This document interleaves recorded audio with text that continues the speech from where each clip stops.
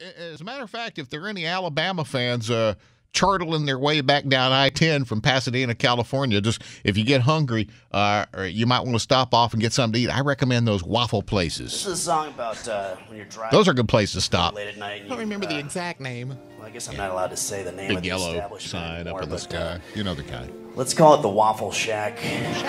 There we go, Waffle Shack. Yeah. And it's a great place for the most part, but sometimes they're not as good as others. And this is a song about driving at 6:30 in the morning, and you pull over, and you accidentally find yourself in the worst waffle shack in the nation.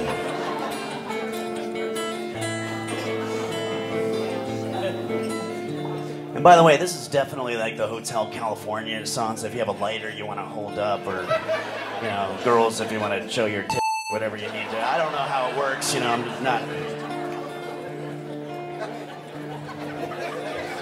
Driving down the road, you're a victim of starvation, so you turn into the worst waffle shack in the nation. You don't need an invitation or a reservation, but you better hope that you've got all your vaccinations, cause the waitress has no teeth since she's had her operation, and her forearms are all covered with and perspiration, and she hasn't had a bath since desegregation. It's like eating your breakfast in a fucking subway station.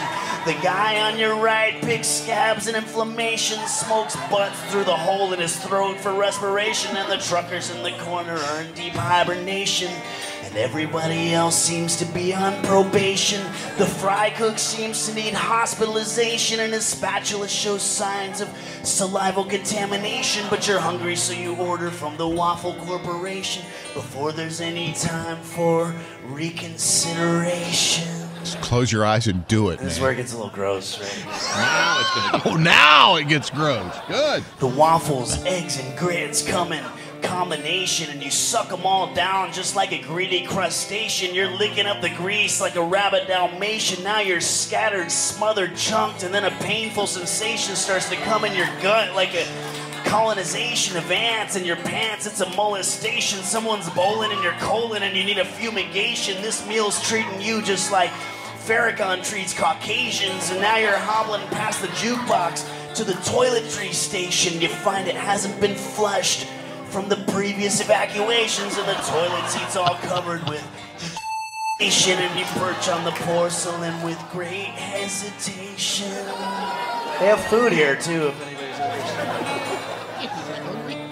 You shout screams of your detoxification, then you fall to the floor from the foul emanations. Now you're lying on the ground that needs sterilization, and you know you won't receive any resuscitation. And then you have a final moment of illumination. Waffle Shacks control overpopulation.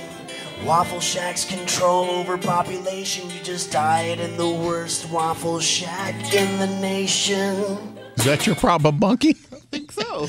You know, my wife always tells me. That she's right, and now you were Well, of saying course. it too? But I'm always like, you know, woman, you don't know anything. She's always going like, don't get the fountain drinks. Get a bottle. Order something in a bottle. I go, no, I like these fountain Cokes. They're good. You get the ice, then you pick the one you want, you push the little lever, and it falls right into your cup.